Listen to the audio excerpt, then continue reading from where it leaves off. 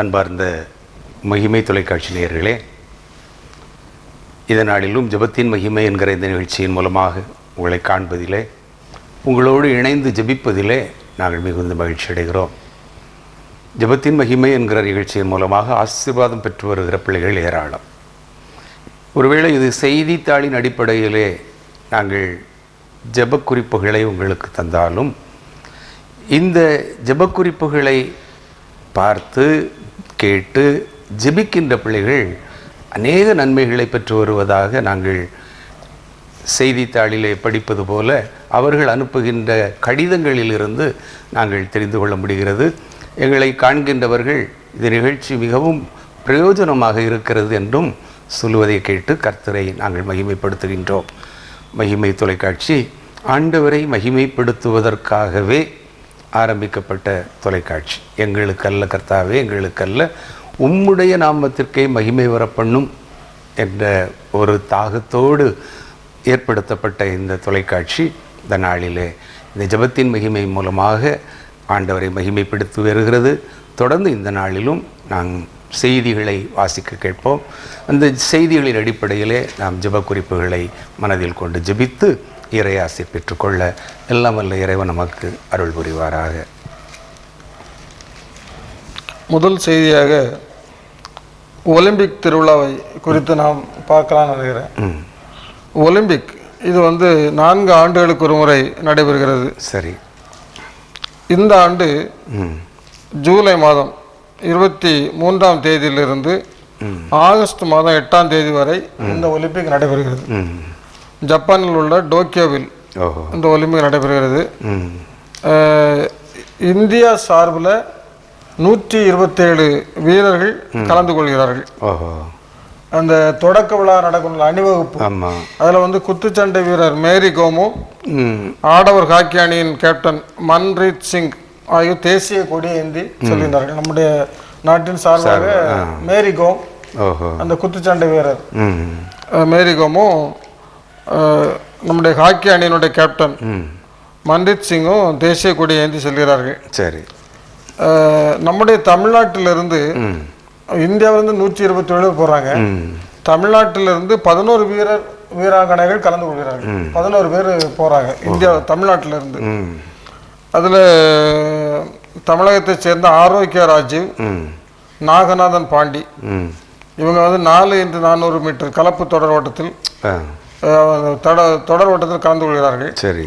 பிறகு கலப்பு தொடர் ஓட்டத்தில் தமிழகத்தினுடைய ரேவதி வீராமணி, சுபா வெங்கடேசன், தனலட்சுமி சேகர், மொத்தம் 5 பேர் பங்கு பெறுகிறார்கள். மொத்தம் இவர்கள் பங்கு பெறுகிறார்கள். சரி. இதில் அந்த ரேவதி தங்கமணி வீராமணி என்ற இந்த வீராங்கனை இளம் வயதில் 7 வயதிலேயே தாயும் தந்தை இழந்தவர்.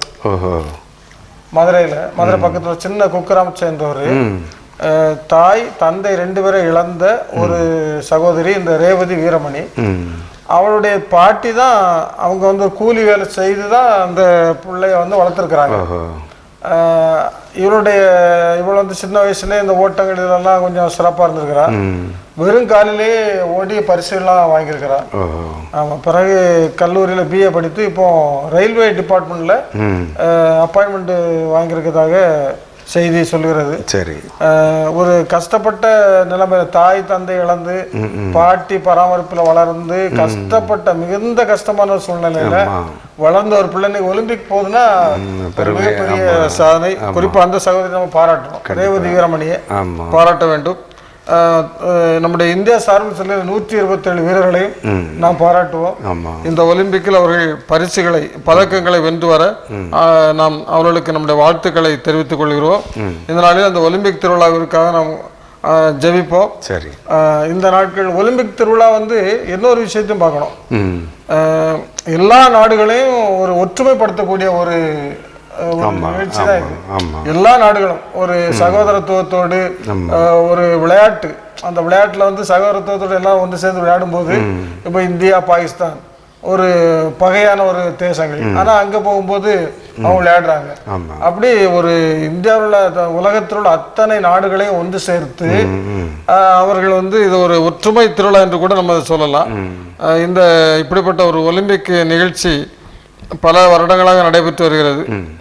இந்த நிகழ்ச்சியில் கலந்து கொண்டு போகிற எல்லா வீர வீராங்களையும் ஆண்டவர் ஆசீர்வதிக்க வேண்டும். அதில் மொத்தம் 206 நாடுகளைச் சேர்ந்த 11,000க்கும் மேற்பட்ட வீர வீராங்கனைகள் கலந்து கொள்கின்றார்கள். பார்வையாளர்கள் அனுமதிக்கப்படலை, கொரோனா இருக்கிறதுனால. ஆனால் வீரர்கள் வந்து 11,000 வீரர்கள், 206 நாடுகள். இந்த 206 நாடுகளில் உள்ள வீரர்கள் கலந்து கொள்கிற இந்த இடத்துல நம்முடைய நாட்டில் உள்ளவர்களும் கலந்து கொள்கிறார்கள். இவர்களும் வெற்றி பெற வாழ்த்துவோம். ஆண்டவர் அவர்களுடைய ஆசீர்வதிப்பார். சரி, விளையாட்டு அப்படின்னு அது சின்ன பிள்ளைகளை தான் குறிக்கும். ஆமாம், என்னுடைய சின்ன பிள்ளை மாதிரி விளையாடுத அப்படின்னு தான் நம்ம வழக்கமாக சொல்லுவோம். இந்த சின்ன பிள்ளைகள் விளையாடுற விளையாட்டை பார்த்தீங்கன்னா அடிச்சுக்கிடும் பிடிச்சிக்கிடும். என்ன கொஞ்ச நேரத்துக்கு முன்னால் தான் ஒன்று அடிபட்டு அழுதுட்டு வரும். ஆனால் கொஞ்ச நேரத்தில் இடத்துல திரும்ப பார்த்தீங்கன்னா அந்த 2 பிள்ளைகளும் சேர்ந்து உட்காந்து விளையாடும். அதே போல் வீடுகளில் பெரியவர்களுக்குள்ள மனஸ்தாபங்கள் இருக்கும், ஒருத்தருக்கு ஒருத்தர் பேசாமல் இருப்பாங்க. ஆனால் சின்ன பிள்ளைகளை அவங்க வீட்டு முற்றத்தில் உட்காந்து அந்த வீட்டு பிள்ளையும் இந்த வீட்டு பிள்ளையும் உட்காந்து மணல் வீடு கட்டி விளையாடிக்கிட்டு இருக்கும். அப்போது ஒரு ஐக்கியத்தை ஏற்படுத்துறதுன்னா அந்த விளையாட்டு தான். ஆண்டவரே என்ன சொல்வார், சிறு பிள்ளைகளைப் போல நீங்கள் மாறுங்க அப்படின்னு தான் சொல்லுவார். இந்த சிறு பிள்ளைகளைப் போல் மாறாவிட்டால் கடவுளுடைய அரசுக்கு பிரவேசிக்க முடியாது. விளையாட்டு வந்து நமக்கு இன்றைக்கி பார்த்தீங்கன்னா 206 நாடுகள், என்ன அவ்வளவு ஒற்றுமையாக 11,000 வீரர்கள், என்ன சொல்கிறதுக்கே பெருமையாக இருக்குது. 125 வீரர்கள் இந்தியாவிலிருந்து, தமிழகத்திலிருந்து, அதுவும் தாய் தகப்பனை இழந்து அனாதையாக என்ன வளர்க்கப்பட்ட ஒரு அருமையான சகோதரி போகிறாங்க அப்படின்னா அது மிக மிக ரொம்ப பெருமைக்குரிய பாராட்ட வேண்டிய ஒரு காரியங்கள். அப்போஸ்தலனாகிய பவுல் என்ன சொல்கிறாரு, பந்தயத்திற்கு போராடுகிற யாவரும் எல்லாவற்றிலேயும் இச்சையடக்கமாக இருப்பார்கள், அவர்கள் அழிவுள்ள கிரீடத்தை பெரும்படிக்கு அப்படி செய்கிறார்கள். இந்த ஒலிம்பிக் போட்டி ஆரம்பத்தில் கூட பார்த்தீங்கன்னா அந்த ஒலிவ இலையினால் செய்த கிரீடங்களை தான் தலையில் சூட்டுவாங்களாம். அதுதான் பெருமை. ஏன்னா இன்றைக்கு தங்கப்பதக்கம், வெண்கல பதக்கம், வெள்ளி பதக்கம்லாம் சொல்கிறோம். ஆனால் அன்றைக்கு பழைய காலத்து ஆரம்ப காலங்களில் அது ஒலிவ இலையில் கிரீடத்தை செய்து வைக்கும்போது அதான் இங்கே சொல்கிறார், வாடாத கிரீடம்னு அவர் சொல்கிறார். இன்றைக்கு ஆண்டவர் தருகிற கிரீடம் வாடாத கிரீடம், அது மட்டுமா அழிவில்லாத கிரீடம் அப்படின்னு சொல்கிறார். பவுலடிகளார் இன்னும் இடத்துல சொல்லும்போது நல்ல போராட்டத்தை போராடினேன், ஓட்டத்தை முடித்தேன் அப்படின்னு சொல்கிறார். ஓட்டம் முடிக்கப்பட வேண்டும், ஓட்டங்கிறது முடிக்கப்பட வேண்டும். ஒருவேளை மாரத்தான் ஓட்டம் அப்படின்னு சொல்லி நம்ம கேள்விப்படுறோம், அதில் ஏராளமான பேர் ஓடுறாங்க. அவ்வளோ பேருமே ஒரு எத்தனையோ கிலோமீட்டர் சாதனைகளை புரிகிறவங்களை பார்க்குறோம். அப்போ இன்னைக்கு நமக்கு கொடுக்கப்பட்டிருக்கிற ஓட்டம் என்ன? ஆவிக்குரிய ஓட்டம். என்ன நமக்கு நியமித்திருக்கிற ஓட்டம் அப்படின்னு சொல்லி எபிரேயர் எழுதிய நிருபத்தில் நம்ம பார்க்குறோம். நமக்கு நியமித்திருக்கிற ஓட்டம், அந்த நமக்கு நியமித்திருக்கிற ஓட்டத்தில் இலக்கை நோக்கி, ஆமாம், இச்சையடக்கத்தோடு பொறுமை வேணும், பெற்றுக்கொள்ளத்தக்கதாக, பார்த்தீங்களா, பெற்றுக்கொள்ளத்தக்கதாக ஓடுங்க. அதுக்கு பயிற்சி என்ன, அதுக்கு தான் நம்ம ஆலய ஆராதனைகள், அவங்களுடைய பரலோக ராஜ்யத்தை பெற்றுக்கொள்வதற்கு பயிற்சிகள்லாம் கொடுக்குறாங்க. நம்ம இன்றைக்கி அதெல்லாம் நினைக்க மாட்டோம். ஆலய ஆராதனைகளெல்லாம் ரொம்ப அசட்டை பண்ணுறோம், வேத வாசிப்பு அசட்டை பண்ணுறோம், குடும்ப ஜபம் இல்லாத வீடுகளை பார்க்குறோம். இதெல்லாம் நம்ம பயிற்சிக்கு கொண்டு வரும்போது தான் நம்ம அந்த இலக்கை நாம் அடைய முடியும். அதனால் ஆண்டவர்கிட்ட இந்த மாதிரி கேட்போம். ஆண்டவர் நமக்கு தந்திருக்கிற இந்த ஓட்டம், இந்த ஒலிம்பிக் என்கிற இந்த பந்தய போட்டி சிறப்பாக நடக்கணும். எந்த வீண் அசம்பாவித சம்பவங்களும் நடக்கக்கூடாது. நம்ம நாட்டில் அவர்கள் எதிர்பார்க்கிற அந்த பதக்கங்கள் அவர்களுக்கு கிடைக்கணும். இன்னும் நம்முடைய தமிழக அரசு அவர்களை ஊக்குவிப்பதாக சொல்லியிருக்கு. அவர்களுக்கான செலவெல்லாம் கொடுத்து அனுப்பியிருக்கிறாங்க. அது மட்டும் இல்லை, நீங்கள் ஜெயிச்சுட்டு வந்தீங்கன்னா உங்களுக்கு பரிசு தொகை கணிசமாக கிடைக்கும் அப்படின்னு சொல்லியிருக்கிறாங்க. அதனால் அப்படிப்பட்ட ஒரு நல்ல காலம் அருமையான பிள்ளைகளுக்கு கிடைக்க அன்பு பிள்ளைகளை நம்ம வாழ்த்தி நாம் ஜெபிப்போம். எங்களை நேசிக்க நல்ல ஆண்டவரே, இந்த நல்ல நாளுக்காக நாங்கள் நமக்கு நன்றி செலுத்துகிறோம். ஆண்டவரே, இந்த நாளிலும் ஆண்டவரே, ஜப்பான் நாட்டிலே டோக்கியோ என்ற இடத்தில் நடைபெறுகிற ஒலிம்பிக் திருவிழாவுக்காக நம்முடைய சமூகத்திலே நாங்கள் ஜெபிக்கிறோம்.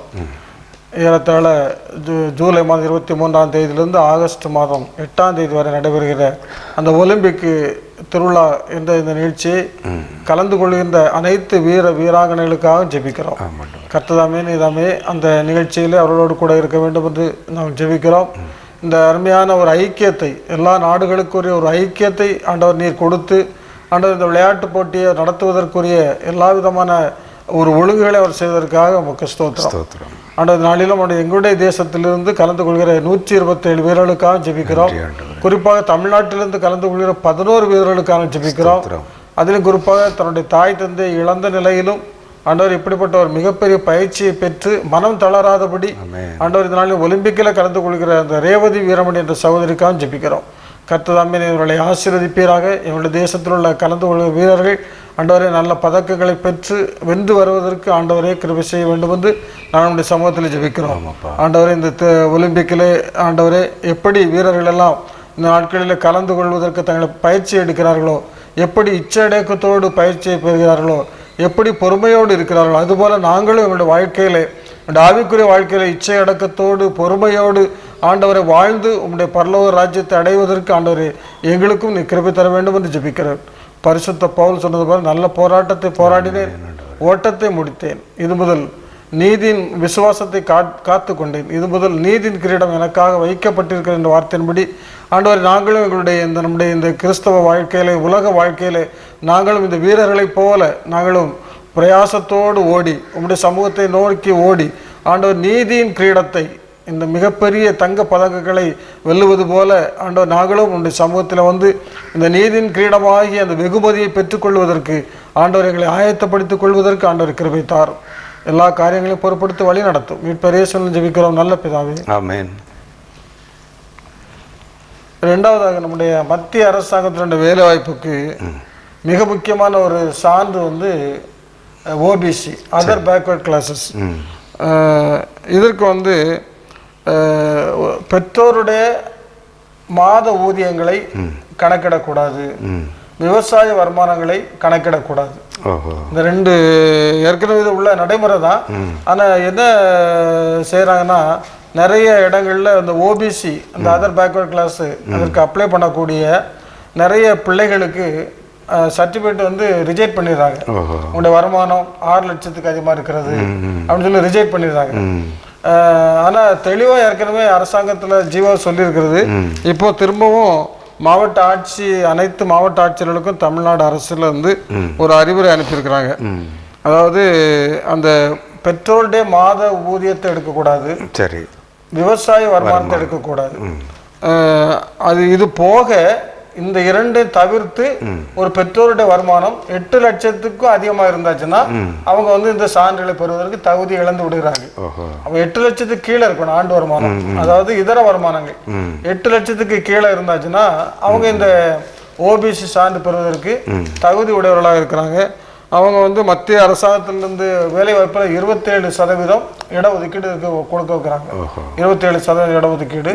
அதனால் நம்முடைய பிள்ளைகளும் அந்த வாய்ப்புகளை பெறுவதற்கு நல்ல ஒரு வாய்ப்பு. கடந்த இதில் கூட இந்த பேங்க் எக்ஸாம்லாம் அப்ளை பண்ணியிருந்தாங்க. அதுலலாம் ஒரு பையனுக்கு இந்த ஓபிசி சார்ந்து கடைசி நேரத்தில் அவங்க அப்பா அம்மா டீச்சர்ஸ் கடைசி நேரத்தில் கிடைக்கல, வருமானம் அதிகம்னு சொல்லி அவங்க தள்ளுபடி பண்ணிட்டாங்க. அவனுக்கு அந்த வாய்ப்பு போச்சு, அந்த எக்ஸாம்ல எழுதக்கூடிய வாய்ப்பு போச்சு. அப்போ இப்படி ஏன்னா வாய்ப்பு அவனுக்கு ஆக்சுவலாக கொடுக்கணும், சார்ந்து கொடுக்கணும், ஆனால் வாய்ப்பு போச்சு. அதனால இப்படி பல குழப்பங்கள்லாம் இருக்கிறதுனால தான் தெளிவாக தமிழ்நாடு அரசு எல்லா ஆட்சித்தலைவர்களுக்கும் ஒரு அறிவுரை அனுப்பியிருக்கிறாங்க. நீங்கள் வந்து வருமானம் வந்து அதிகபட்ச வருமானம் 8 லட்சம், அந்த 8 லட்சம் வருமானமும் இப்படி ஊதிய வருமானத்தை கணக்கிடக்கூடாது, விவசாய வருமானத்தை கணக்கிடக்கூடாது அப்படி சொல்லி ஒரு சுற்று அனுப்பியிருக்கிறாங்க. இது நம்ம பிள்ளைகள் தெரிந்து கொள்ளணும். ஓபிசி ஆனால் நிறைய பேர் அப்ளை பண்ணுவாங்க. ஓபிசி அப்ளை பண்ணும்போது சிலவங்க 2 பேரும் வீட்டில் டீச்சர்ஸாக இருப்பாங்க.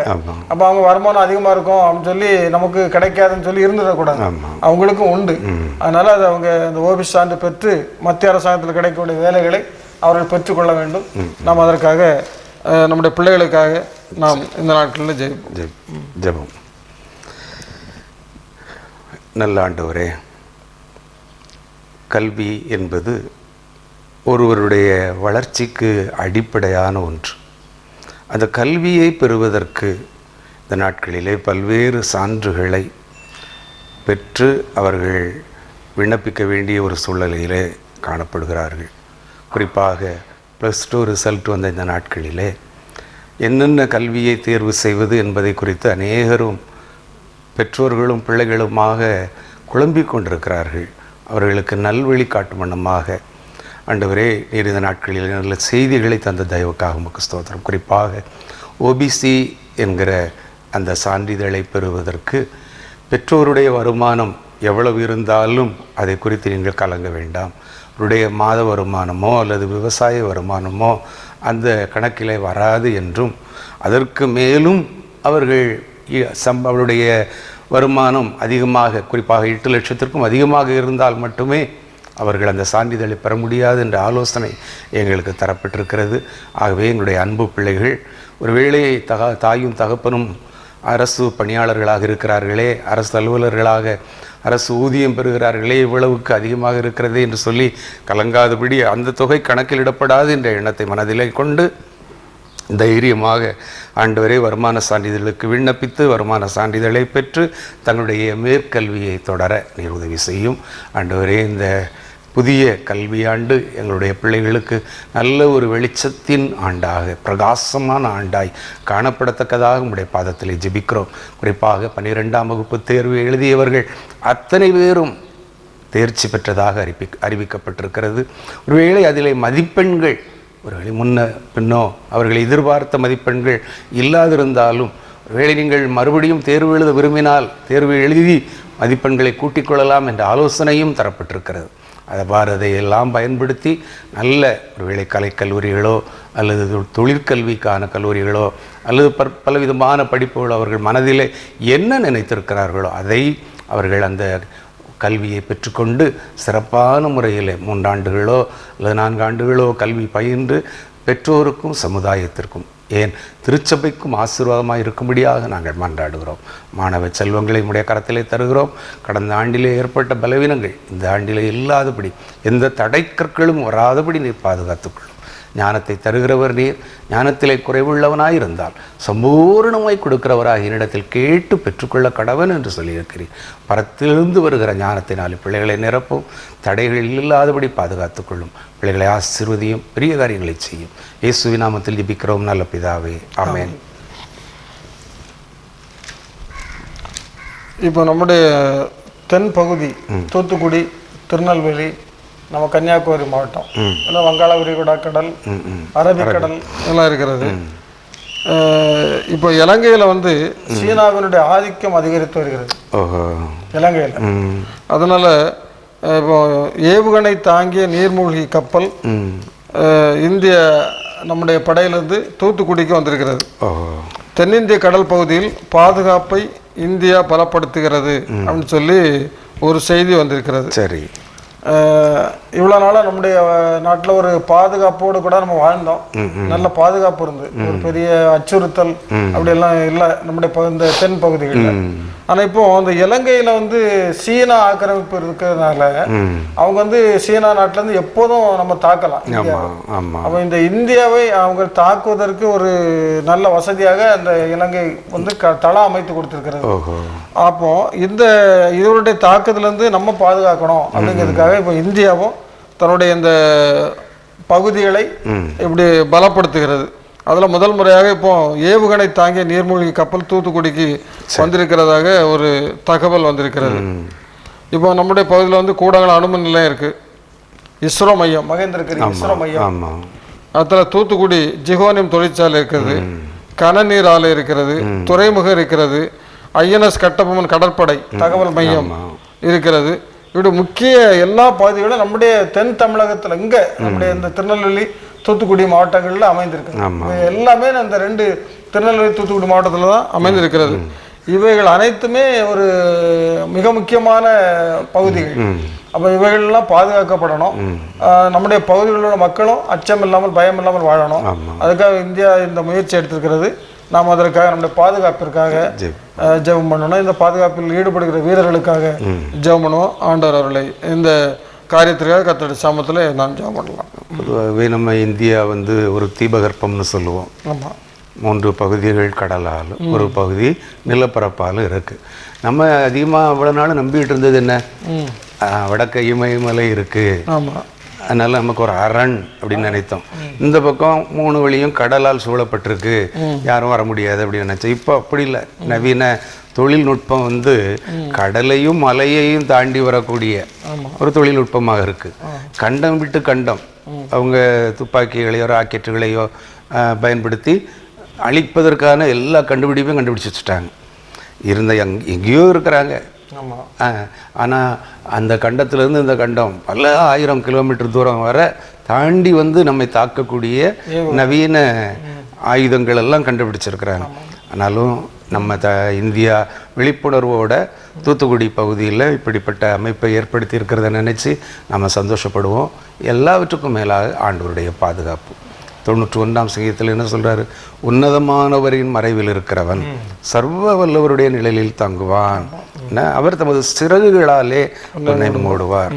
ஆண்டவருடைய பாதுகாப்பு அன்றைக்கு இருந்தது போல இன்றைக்கும் நம்மோடு இருக்கு. உன் வழிகளிலெல்லாம் உன்னை காக்கும்படி உனக்காக தம்முடைய தூதர்களுக்கு கட்டளையிடுவார். ஆண்டவர் கொடுத்த ஞானம் இந்த நாட்களில் தூத்துக்குடியில் இப்படி ஒரு நீர்மூழ்கி கப்பலில் அது ஏவுகணைகளை நம்ம வைத்திருக்கணும் அப்படின்னு அந்த இராணுவ வீரர்களுக்கு, முப்படை வீரர்களுக்கும் ஆண்டவர் நல்ல ஞானத்தை கொடுக்கணும். அதே போல் குடியரசுத் தலைவராக இருந்தாலும் சரி, பிரதமராக இருந்தாலும் சரி, நாட்டு பாதுகாப்பில் எப்படி சீனா நம்ம அழிக்கணுங்கிற எண்ணத்தோட சீனா நாட்டில் விட்டுட்டு நமக்கு அருகாமையில் வந்து குறி பார்க்குறான். இந்த இலங்கையில் கொண்டு இன்னொரு நாட்டுக்குள்ளே அவன் வந்து உட்கார்ந்து நம்மளை தாக்கணும்னு நினைக்கும்போது நம்ம ஆட்களும் ஏனோதானு இல்லாதபடி, நம்முடைய பிரிவினைகளுக்கு நமக்குள்ள பிரிவினைகளை ஏற்படுத்தி கொள்ளாதபடி, நமக்குள்ள பல குறைவுகளை நம்ம பெரிதுபடுத்தாதபடி இந்த காரியங்களில் நம்ம இணைந்து தேச பாதுகாப்புக்காக எல்லாரும் இணைந்து 133ஆம் சங்கீதத்தில் என்ன சகோதரர் ஒருமித்து வாசம் பண்ணனா அது இன்பமானது. நல்ல ஆணென்றும் இல்லை பெண்ணென்றும் இல்லை, இந்த மாதிரி யூதன் என்றும் இல்லை கிரேக்கன் என்றும் இல்லை. இன்றைக்கி கட்சிகள் அடிப்படையில் நம்ம எதையும் பார்க்காமல் எல்லாம் நன்மை இருக்கிறதா, வளர்ச்சி இருக்கிறதா, அதை பார்த்து அதற்காக எல்லாரும் கரம் கொடுத்தா நம்ம இன்றைக்கு இந்திய தேசம் ஒருவேளை உலகத்திலேயே சிறந்த ஒரு தேசமாக விளங்கும் என்பதில் நம்பிக்கை உண்டு. இந்த புதிய வழிமுறைகளை இன்னும் நம்ம அதை பயன்படுத்தி அந்த வீரர்களுக்காக ஜெபிக்கும்போது, தலைவர்களுக்காக ஜெபிக்கும்போது கர்த்தர் நம்மோடு இருந்து நம்மை பாதுகாப்பார். ஆகவே நம்முடைய பாதம் கல்லில் இடராதபடி பாதுகாக்கிற ஆண்டவரிடத்திலே நாம் இந்த குறிப்பை வைத்து ஜெபிப்போம். கர்த்தர் நமக்கு பாதுகாப்பை தருவார். தேசத்தின் பாதுகாப்பை ஆண்டவரே நீ கொடுக்கிற தேவன், அதுக்காக ஸ்தோத்திரம் ஆண்டவரே. இந்த நாளிலும் ஆண்டவரே எங்களுடைய திருநெல்வேலி, தூத்துக்குடி இந்த பகுதிகளுக்காக குறிப்பாக ஜெபிக்கிறோம் ஆண்டவரே. ஆண்டவர் இந்த நாட்களிலும் சீனா தேசம் இந்த 2 மாவட்டங்களுக்கும் அருகே இருக்கக்கூடிய இலங்கை நாட்டிலே தன்னுடைய தளத்தை, இப்போ தன்னுடைய படைத்தளத்தை வைத்திருப்பதாக நாங்கள் அறிகிறோம். ஆண்டவரே, இந்த சீனா ஒருவேளை இந்தியாவை தாக்குவதற்கு முற்பட்டால் அவற்றிலிருந்து தப்பித்து கொள்ள வேண்டும் என்ற நோக்கத்தில் ஆண்டவர் இந்தியா தேசமானது, இந்திய அரசானது ஆண்டவர் இந்த 2 நம்முடைய திருநெல்வேலி தூத்துக்குடி மாவட்டத்தினுடைய கடற்பகுதிகளை ஆண்டவரை தன்னுடைய இராணுவத்தை வைத்து பலப்படுத்துகிறதாக நாங்கள் செய்தியில் வாசிக்கிறோம். கர்த்ததாமே நீர் எங்களுக்கு நல்ல பாதுகாப்பை கொடுக்கிற ஆண்டவர், என்னுடைய தேசத்தின் மக்கள் பாதுகாப்பாக சந்தோஷமாக அச்சமின்றி வாழ்வதற்கு ஆண்டவர் கிருபை தர வேண்டும் என்று நாங்கள் ஜெபிக்கிறோம். ஆண்டவர் இந்த நாட்களில் எங்களுடைய பகுதியில் இருக்கிற அநேக முக்கிய கேந்திரங்களுக்காக ஜெபிக்கிறோம். விசேஷமாக கூடங்கள் அணுமின் நிலையத்திற்காக ஜெபிக்கிறோம். ஆண்டவர் இஸ்ரோ மையம் மகேந்திரக்கரையில் அமைந்திருக்கிற இந்த இஸ்ரோ மையத்திற்காக நாங்கள் ஜெபிக்கிறோம். ஆண்டவரை இன்னுமாக விஜயநகரத்தில் அமர்ந்திருக்கிற அந்த தகவல் நிலையத்திற்காக ஜெபிக்கிறோம். ஆண்டவர் இப்படிப்பட்ட முக்கியமான கேந்திரங்கள் எல்லாம் தூத்துக்குடி துறைமுகத்திற்காக ஜெபிக்கிறோம். இப்படிப்பட்ட முக்கியமான பாதுகாக்கப்பட வேண்டிய அனைத்து காரியங்களும் ஆண்டவரே எங்கள் இந்த பகுதியில் இருக்கிறது. ஆண்டவரே, இந்த காரியங்களுக்காக உடைய சமூகத்தில் ஜெபிக்கிறோம். ஆண்டவரே, இந்த நிறுவனங்களை ஆண்டவரை நீ பாதுகாத்து கொள்ள வேண்டும் என்று ஜெபிக்கிறோம். ஆண்டவரே நம்ம இந்த பகுதியில் எந்த விதமான யுத்தங்களும் நேரிடாதபடி கர்த்தர் பாதுகாத்து கொள்ள வேண்டும் என்று உடைய சமூகத்தில் ஜெபிக்கிறோம்.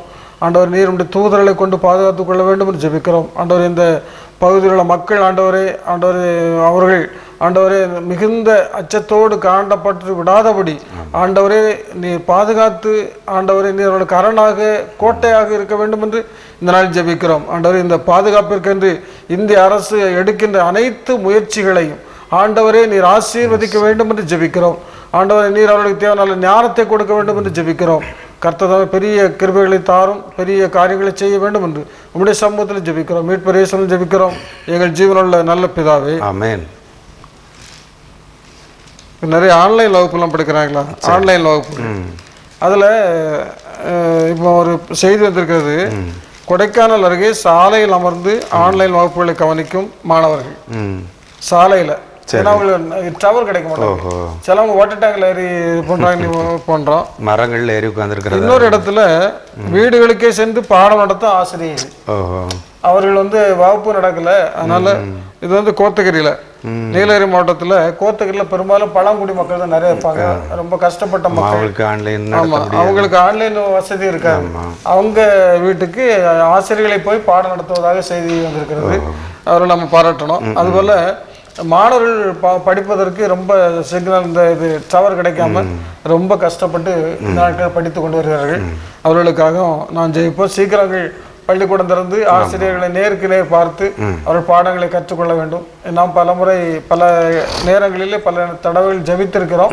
இந்த நாட்களில் இந்த செய்தி வந்ததுனால நம்ம அதற்காக ஜெபிப்போம்.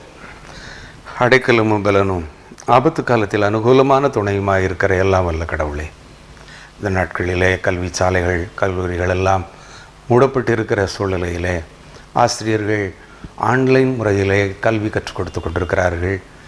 அதுவும் அந்த ஆன்லைன் முறையிலே கல்வி கற்க முடியாத ஒரு சூழ்நிலையிலே இருக்கிற கிராமங்கள், மலைப்பகுதிகள் ஏராளம் இருப்பதாக நாங்கள் பார்க்கிறோம்.